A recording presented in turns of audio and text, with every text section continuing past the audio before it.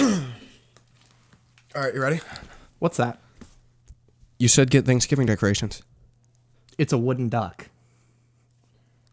It's like close enough. We have so much. There, I lost my page. Fuck. No. I can't believe This is 1,000 pages.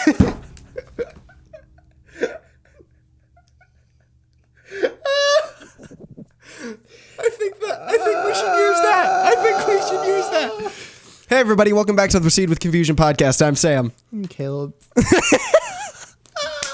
Where was I? I don't know. Lord of the Rings is for nerds. God. I've tried to watch Lord of the Rings like 2 or 3 times. No, and you said you just get to that one part. Yeah, that one part where Gandalf and evil Gandalf throw each other against a wall for 15 minutes straight. I think I'm roughly like that. They're just like, hey, and he's like, and he falls, and he's like, hey, and the other one goes, and he falls. Dude, I fall asleep at that part every time.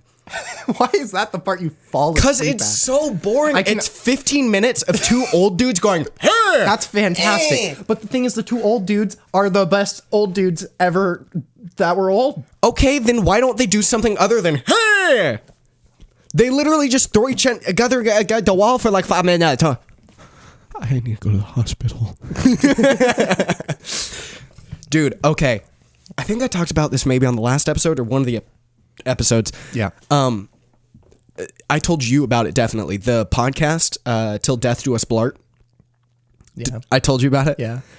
So, in case I haven't talked about it, I think I talked about it on the last episode. Anyways. I don't think you did. So, it's... I don't think you should. It's it's the McElroy brothers, who are famous podcasters, and They have like 15 million podcasts. Oh, yeah. And there's, like, their whole family's in it. Like, their dad, their wives, like, everything. Yeah. Anyway, and 2 dudes who are from the podcast, The Worst Idea of All Time. Yeah. Which is they sit down and they watch a bad movie for 52 weeks every week and review it. I think they did, like, Sex and the City 2 most recently.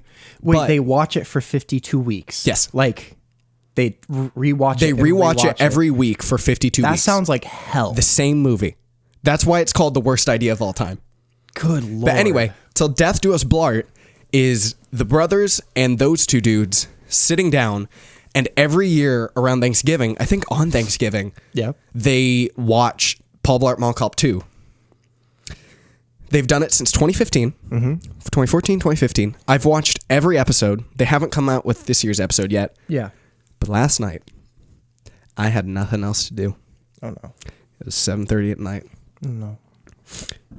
I went on to Amazon Prime Video, and for $5 whole, I rented Paul Blart Mall Cop 2, and I watched the whole thing. I've never seen Paul Blart Mall Cop 1. I just watched the second one. My question is, why didn't you buy it? I will tell you why. Because I never want to watch that movie again. No, Paul Blart. It was so bad. I think you've seen it, but the supercut with Dark Side of the Moon like synced up to it. Perfection. Absolute perfection. On the podcast, one of them watched Paul Blart Mall Cop 2 synced up to Dark Side of the Moon. Wait, was that podcast? That was Griffin. Was Griffin McElroy. That was Griffin. He did it. Oh my God. Yeah. I saw that video way before I even knew who they were at all. Yeah. But yeah, I watched it. Hey, Caleb. It's a really bad movie. I care. Were you entertained? Only because I had the context of the podcast and I knew what was going to happen and I knew the funniest parts. But like, if I had just watched it expecting a good movie, I would have been severely disappointed. It's so all over the place. And like, I think you should listen to the podcast because it's great. I probably should. It's like 2 different movies happening at the same time. There's a heist movie, and then there's Paul Blart just doing his stuff. Did the 2 plots intertwine at all? Oh, yeah. And it's weird. It's so weird. I've seen the part where he walks into like the gun armory. Yeah.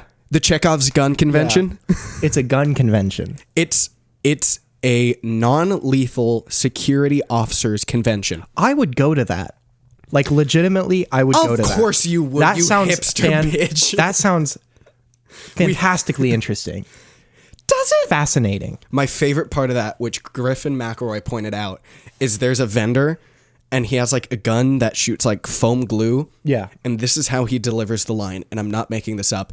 He goes, "The sticky mess, the glue gun that shoots glue foam," and then it just cuts away from him. That's his only line. It cuts to him. He says glue foam, then it cuts away. So we're reading Macbeth, and in I think it was like Act 2 or something. There's just one single character who doesn't come back at all, and it's just old man. Oh yeah, the old just man. Just old man, and he has a couple lines, and that's all he says, and then he's never in the play again. I think he comes in, he's like, the weather was bad, and then he leaves. My favorite, and that's the entirety of Macbeth. Thank you for watching. Yeah, the whole thing is really just 2 scenes where an old man talks about the weather, and then everyone dies. Yep, dude. My favorite part of Act 3 that we read is when Banquo's ghost just comes in and he sits in Macbeth's chair and he's like, "Come sit, motherfucker." He's like, "Look at that," and everyone's like, "There's nothing there," and he's just like, "Sup?" We're watching the movie, and in the it's like the movie with Sir Patrick Stewart. It's set in like World War II. I'm glad you said Sir Patrick Stewart, because I was ready to be like, it's Sir it's Patrick definitely Stewart. A Sir. And it's like World War II. It's like Soviet Russia, and there's a part where it's Macbeth and Lady Macbeth, and he walks in the room, no line, grabs her boob, looks at her. I don't even think they say anything, and then he continues on. Yeah, and then he starts his soliloquy. Yeah. My favorite part, though, is it's not like a grab. He literally walks up. She has like a dress that's here, but somehow her recreation. He just goes. Grab me. He goes, and then walks by. And it was he doesn't squeeze. Too. He doesn't squeeze. It was just a soft fondle. It's just like a, and then he walks. Yeah. He grabbed the Mallard and just... Oh my God. I'm only going to refer to anything sexual as grabbing the Mallard from now on. Well, yeah, Johnny went to his room and grabbed the Mallard. One? What was that voice? that was 2? Who's Johnny? Well, okay, so if Johnny is Johnny, then I don't. There's no context for that. He talks. It's some man with an old radio broadcaster voice talking about some kid named Johnny 60-year-old going to his room and masturbating. What is wrong with you today? I don't know. It's because you had 2 cups of coffee. Yeah, well, they were spaced apart. That doesn't matter. You still have it running through your blood. Through my blood. Huh? Through my blood. Yeah, you just went. Caffeine has a half-life of like 6 hours or something like that. Never played that game. Caffeine half-life. Yep, calf life, if you will. That's the game where you have to raise a bunch of baby cows. That was the most obvious joke you could have made at all. Have you ever known me to make clever jokes? No. Yeah, exactly. You're right. Rule number 5. Why is that 5? Make good jokes. 1. No, rule number 1 is don't eat. This is a comedy podcast and there's no comedy. Let's go over the rules, as we do every year. Every year? I'm having a stroke. Rule number 8, no strokes. That can go a few ways. Yeah. No strokes? No strokes. Oh. Rule number 1, don't eat. Rule number 2, don't bump. Rule number 3, don't leave. Rule number 4, less physical. Rule number 5, make good jokes. Rule number 6, no L word. What is the L word? You know what the L word is. No. Don't say it. I actually don't. What have we argued about since summer? Oh. We can't say it anymore. You're right. It's infected our school too. It has. Rule number 7, don't be racist. In parentheses, Caleb. Yeah. Rule number 10, there can never be 10 rules. I forgot what 8 and 9 were, but we can fill those in later. Yeah. Right? Our actual, right next to our actual Thanksgiving decorations, which is a pumpkin. But Caleb didn't want to have it on the desk because it's too big. Listen, a mallard and a pumpkin is too much. Okay. Oh, I think it's fine. Look how large that pumpkin is. Okay, but like it makes it more Thanksgiving-y. It's incredibly large. You're incredibly large. Oh. I didn't mean... Okay, so I want to talk about something. Okay. That's a good thing considering this is a podcast. Well, now I don't want to talk about it. So I'm just going to... Thanks, guys. Ow. Thanks for watching. Don't leave! What do you want to talk about? I gave up all my social media. Yeah. I deleted Instagram and Reddit and YouTube all off my phone. And it's been pretty good. I'm about a week in the making. How long do you think it'll last? That's a good question. I said at least until the end of Thanksgiving break. Although I think I might just keep this going indefinitely. That's really good. Yeah. So it was really weird the first day because I didn't realize how much I opened my phone until I just didn't have anything to do on my phone, because I'd notice myself just sitting there and I'm like not doing anything, and I pull it out. Hey, I'm like, pause. Oh, there's a family of 4 people just riding in circles around a bush outside your house, and they've been going for like a minute straight. or is that a tree? Caleb? Okay. Oh, there they go. They're off. One kid's going the wrong way. They just abandoned a kid. And now there's There's a man in pursuit. There's on a man on a scooter. Oh. Is that a man? No. And That's there's more people.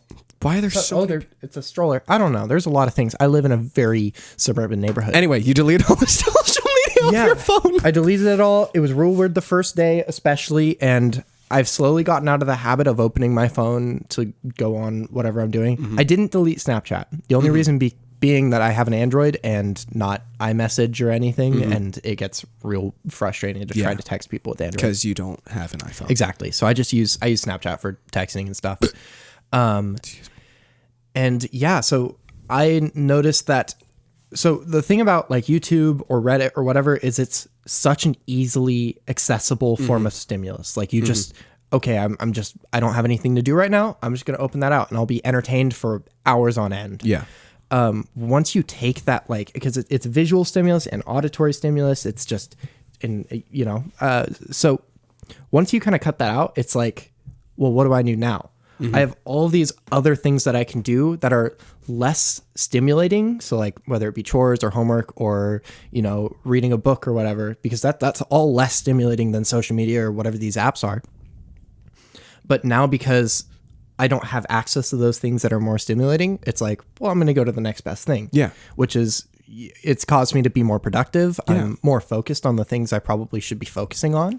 And yeah, I found it actually really enjoyable. I haven't read really like just for fun or anything in the past like four years. I haven't done it at all in high school. Like it's been extremely difficult, and I'll start reading a book and then never come back to it. Yeah. I've started reading 1984 about 5 times. That I used to be really into reading, but then once school started going, you have to read this much every month or week or whatever, and you have to do this, like, I guess the rebellious side in me was like, well, I don't want to read anymore. Yeah. And it's hard for me to focus on reading now. Like I fall asleep, and I 100% wish I could do what you did, because I want to get into reading. I'm going to force myself to stop watching just garbage YouTube. I want to only subscribe to channels that I actually watch regularly and aren't just filler. I would like just log out of your YouTube account, or just don't log into YouTube. You see, the thing is, I still want to, and I'm subscribed to a bunch of people I don't watch anymore, because I still want to support them in some way. Like the people I grew up with, like Achievement Hunter. I don't like watch their videos ever anymore, but I'm still subscribed to them because I want to support them, and I want to make sure that they can go on in the future. I know I keep bumping the table and it's messing up the audio. Yeah. I'm sorry. Hey, can I cut in real quick? Yeah. About like 70% of our subscribers are not subscribed. Wait, about 70% of our viewers are not subscribed. So I wonder why. Yeah, that's a very good point. Yeah. And if you've watched, how far are we into this? I don't know. This is 15 minutes. Oh, this is past the point at which everybody tunes out. Most people tune out about 10 minutes in. But if you're still listening, go ahead and hit that subscribe button, because that would be very nice. And have actual. Thank you very much. Yeah. I can view all the analytics, so I can see if you're not subscribed. I don't look at the analytics because I don't give a shit. I got really obsessive about them when we first put our thing out, and then I remember you were like, only 8% of people. It's really fascinating because you can see where people are watching and like throughout the video and what parts people are skipping through, and it's like, wow, most of our podcast is not entertaining. I mean, we already knew that. Yeah, but yeah, I wish I could delete social media, but with going into I'm trying to be an actor and a voice actor and all this, and it's all about connections and like a social media following. So I can't delete anything. Like part of my acting class We literally made professional Instagrams and we saw how many followers we could get, and we're posting self-tape commercials and stuff there and all that. There was a great TED Talk that Joseph Gordon-Levitt. Jordan Gordon-Levitt. And he talked about all the things about like social media, and especially being like, because he's a top tier, like, high profile celebrity actor person, and he doesn't really use social media, and so he talked about like his experiences with when he was using social media and how kind of obsessive he became about it. And like, it's really great. Yeah. It's a really fascinating and insightful TED Talk. A lot of like the high profile actors don't have social media, which is fine because they don't need to be actively going out and selling themselves. Like they're already a name. But when you're an up and coming actor, you need to sell yourself and get people interested in you.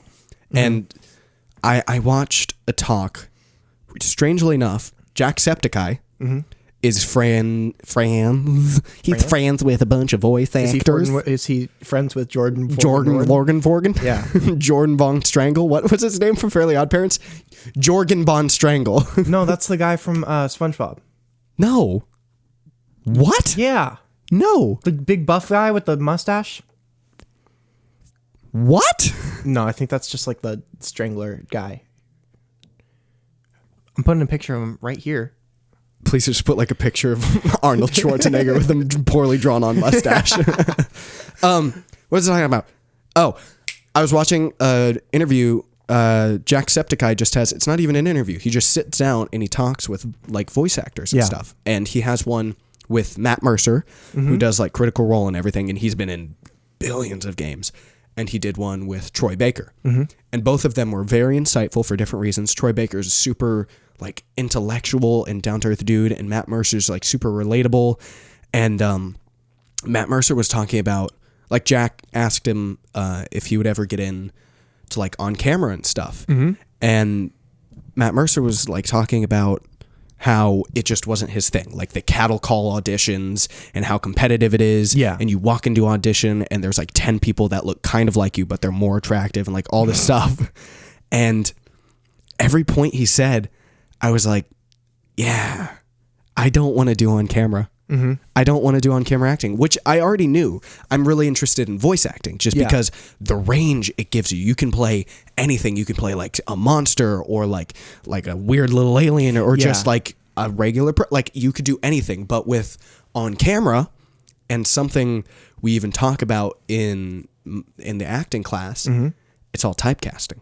It's purely based off of when someone first looks at you, what do they see? What do they assume? Yeah. And that's how you're cast. That's really interesting. That's, yeah.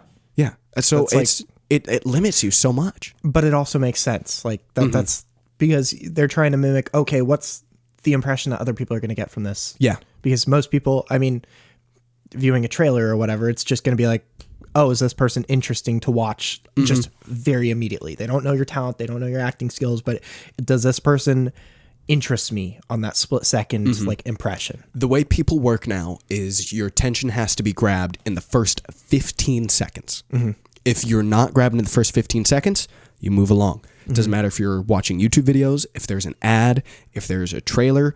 If you are not captured immediately by the first 15 seconds, 90% of the audience just is, bye, next. Yeah. No, I've noticed that looking at the YouTube analytics, because it's like when people click on the video and then it's all a really steep downhill slope. Yeah.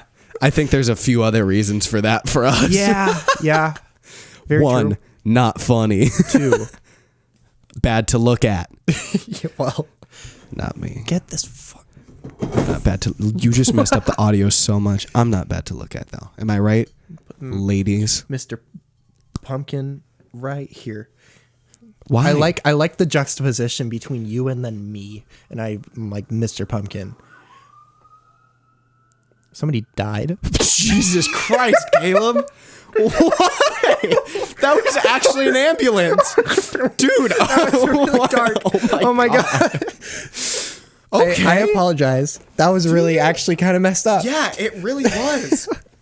Okay. I promise I'm not as bad of a person as I seem. We did have to put a rule up for you not to be racist. Okay. I have. Do you have? What were we talking about?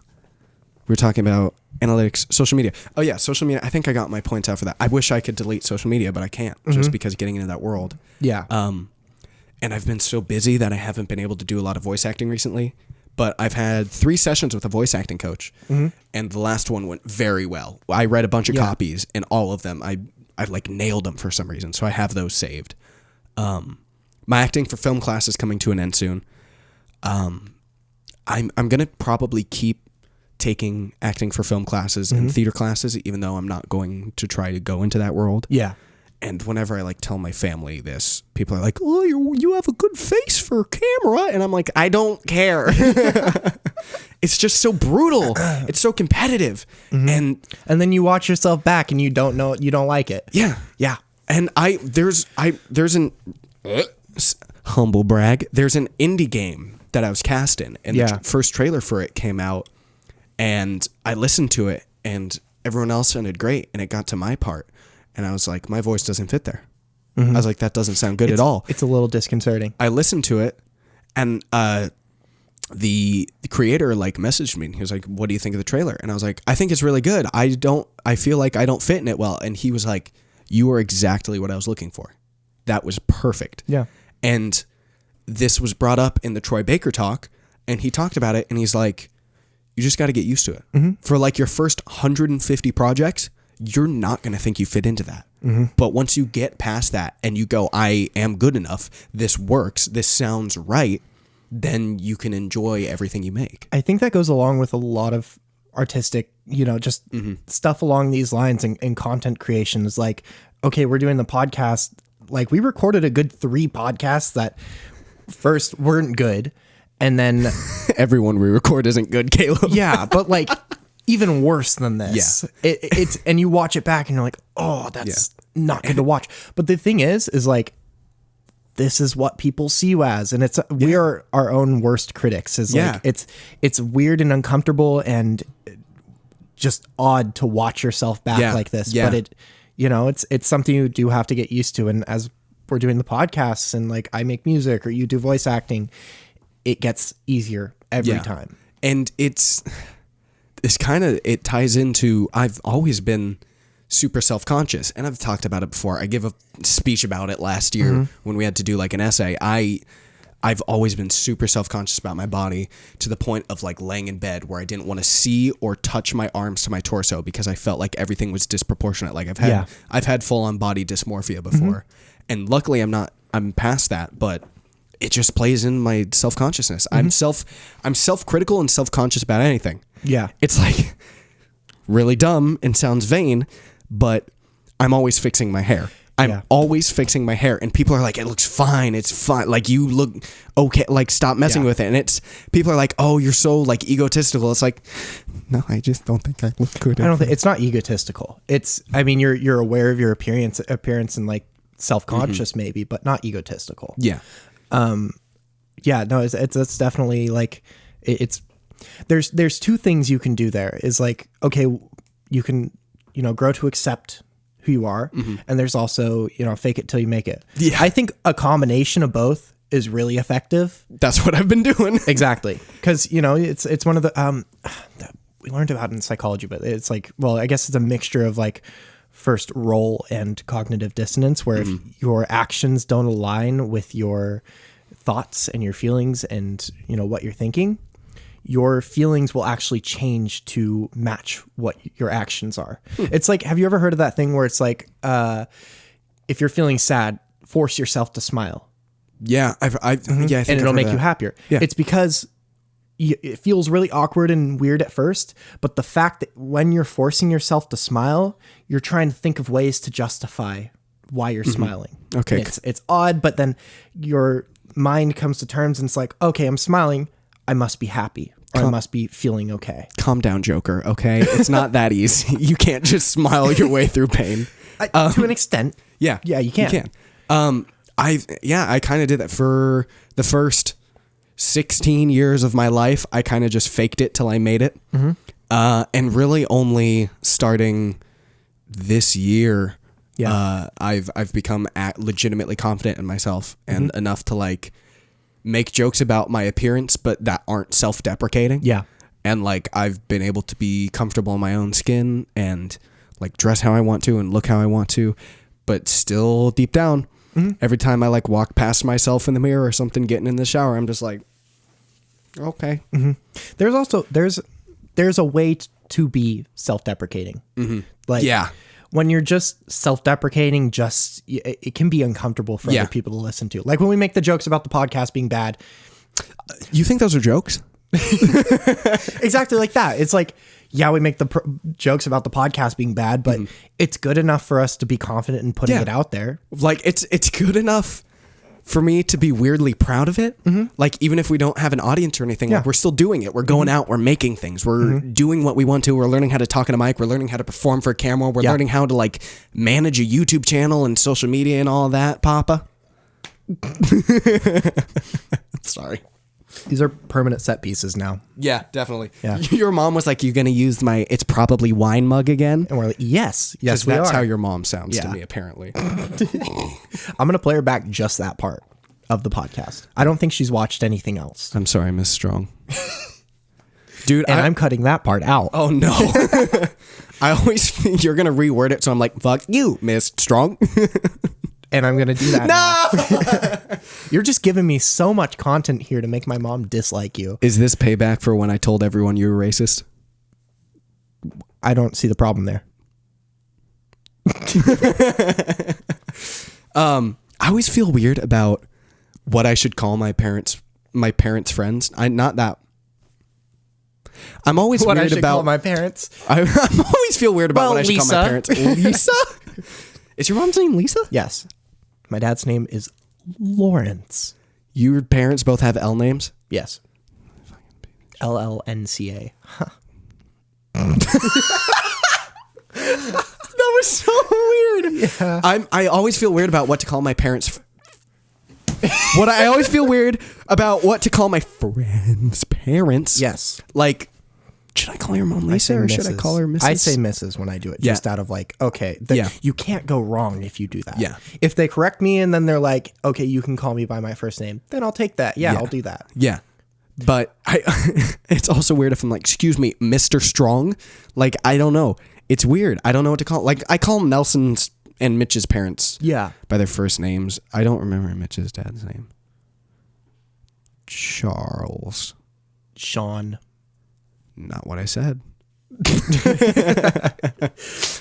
Yeah. Dude, the other day, me and Austin and Lauren and Mitch and I were just out walking around because we wanted something to do, but we didn't want to just sit around. So I don't know who the fuck that is.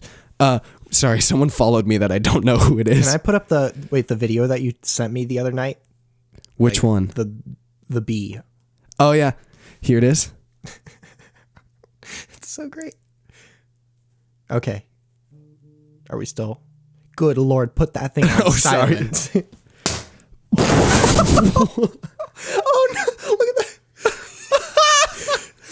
Okay, anyway, we were walking around and Lauren texted me and she was like, "Hey, do you want to go to Dutch Bros with me and Austin?" And I was like, wait, hold up. Just so the audience is clear, if we're ever like pointing past the camera and laughing, it's because we have the waveforms visible like right behind. And they're really funny to look at sometimes. Wait, I wonder if I can make a dick. No, please don't. Oh. We've done. Yeah. No, it's not round enough. What do you mean it's not round enough? Wait, hold on. What do you mean it's not round enough? Hey, Caleb? Exactly what I said. Hey, Caleb? Go to the doctor. Anyway, me, Mitch, walking around. Lauren text, "Hey, you want to go to Dutch Bros?" Okay. I'm like, "Can Mitch come?" She was like, "Yeah." Mitch was like, "I haven't hung out with them since 3rd grade." Yeah. Anyway, we all go and we just go get Dutch Bros and we drive around for like 3 hours and we just drive around the back roads and like probably a serial killer or two was like behind us and we didn't see. You know. And we went to the... Turn their headlights off. So dusty. Oh my God, look how dusty it is. Our house is... I vacuumed. Did you? Because when you pulled that sign out... That was my closet. I don't vacuum my closet. Why is your closet so dusty? I don't know. I don't have an answer for that. Okay. Ugh. Yeah. Vacuum your house. Vacuum the air in the house. I do. Yeah. Anyway, we went to like this church in Vacaville that's like known for being like the place that teenagers go to like do drugs and get nasty. And apparently, what did you do? Well, we did drugs and got nasty. Sounds obviously, like a good time. no, we went there, and apparently the weekend before, Austin and Lauren and someone else had gone, and they would like shine their brights into people's car windows. And they would Austin would roll down the window and go, "Cock blocks for Jesus," and then they would drive away. And apparently they caught someone like actually going. Oh. But we went back there, and let me set the scene. We've been driving in creepy back roads all night. So when YouTube asks me if they should recommend this to children, I should put yes. Yeah. Okay. Obviously. Yeah. The first joke we made was you talking about a 60-year-old man commenting on a little boy masturbating. Yeah. Oh, well there, Johnny. Nope. Anyway. What did we say? Oh, grabbing the mallard. Shut. So that's what they were doing in the car. Yeah, they were grabbing the mallard.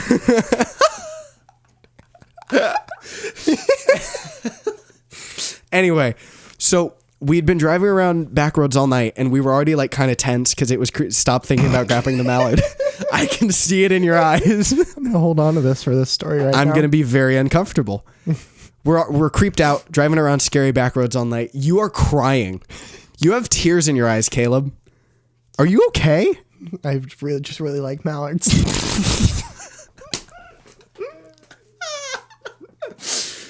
Okay. Her name is Mallory. That's the best you could come up with? Go again. No, I get it. Go again. Different one. His name is... Oh, it's a he now, you sexist pig? Her name...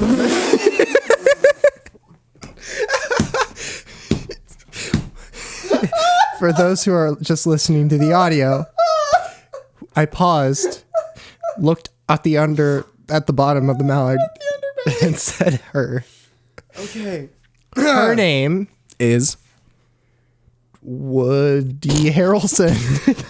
That's it. This is Woody Harrelson, and she is now a permanent part of this set. I hope you know what you just Woody did. Harrelson. Woody Harrelson, the female mallard. Mallards are only male ducks, Caleb. Is that really? Yes. I thought it was just wooden ducks that were called mallards. What? I thought it was just the wooden ones. Hold on. You thought only wooden ducks were called mallards? There's so much going on here. What the fuck is wrong? It all makes sense now. That's why they call real ducks mallards. I don't know why You just thought that you're like, oh, those idiots, those aren't wood. Those are real. don't be stupid on the rules. We don't need to. Are you sure? Yeah, we'd break it every day anyway. Right, yeah. Anyways, where was I? Driving up, creepy back roads, whole time. Already scared, on edge. Just let me touch the mallard. I'm going to touch the mallard with you, baby boy.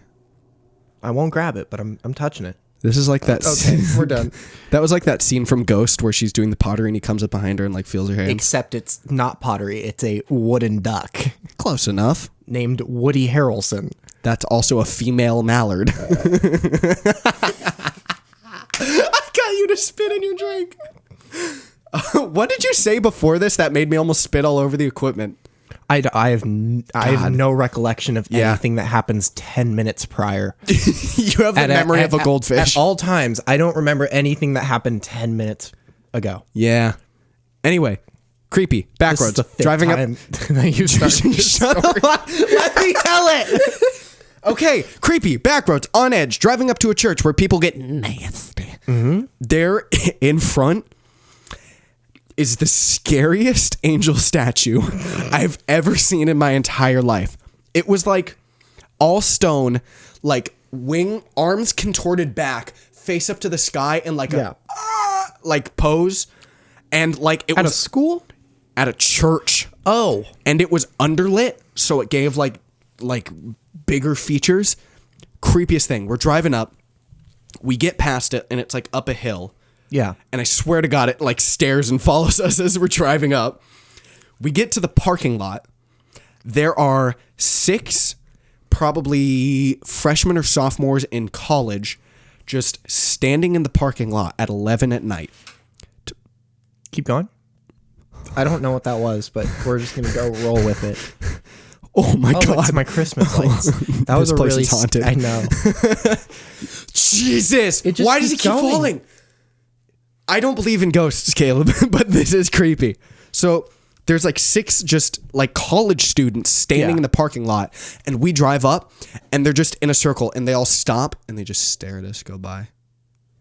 And there's one other car in the parking lot that has 2 dudes smoking in it. Mm-hmm. And we pull up to the spot one away from them. And they're both just staring at us too. So Yeah. now we have like 8 people just staring at us, 4 idiots in the car, just sitting there. And we're talking, and Lauren's like, we should leave. We should get out of here.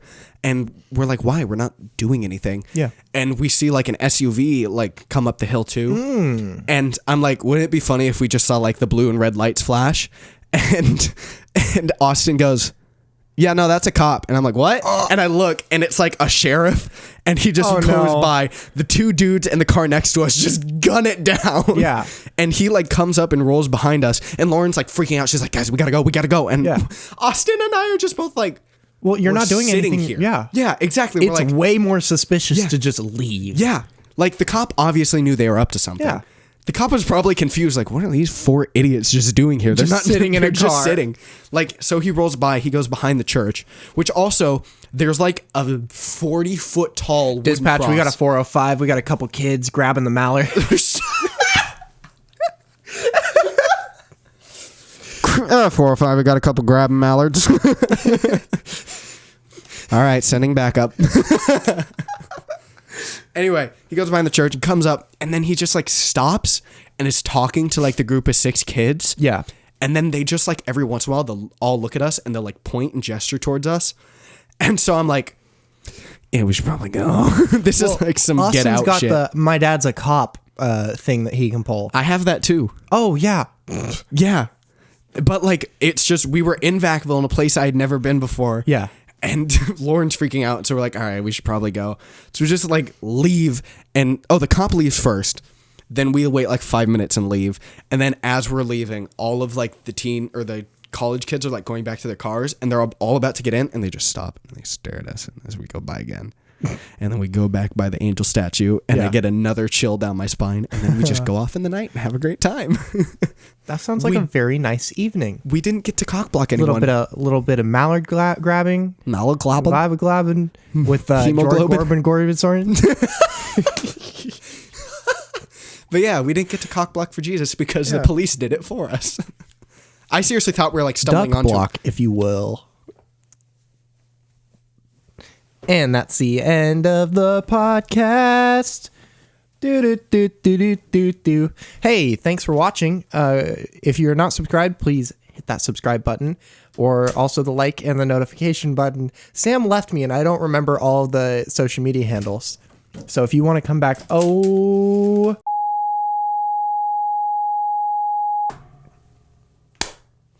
damn it.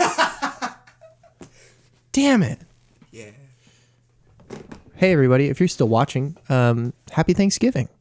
Yeah, this is our Thanksgiving episode. You can tell because we have a wooden mallard as our Thanksgiving decoration and a pumpkin. Sam, would you like to say a few kind words to our audience that actually listens until the end of the podcast, because we love and appreciate you? Why do we have so many after credit things? That's a fantastic question. Okay, you know and what? we're going to cut to a different part right now. Okay, here are my, I hope you don't cut there. No, I'm not. Here are my here are my Thanksgiving words. Yeah. This Thanksgiving, when you see your family, there may be some political tension. There may be some familial ties. Because we all know. that are, can you let me fucking speak? Yes. There may be some familial ties that are tense this holiday season. But just remember, grab your mallard. Yeah. When your family comes together, everyone just grab the mallard together and enjoy each other's presence. Everybody. Can you fucking let me finish? And enjoy each other's presence this Thanksgiving season. Everybody, grab your mallard. Maybe everybody grab it to a Zombieland, Hunger Games, anything that has Woody Harrelson in it. Oh, this again.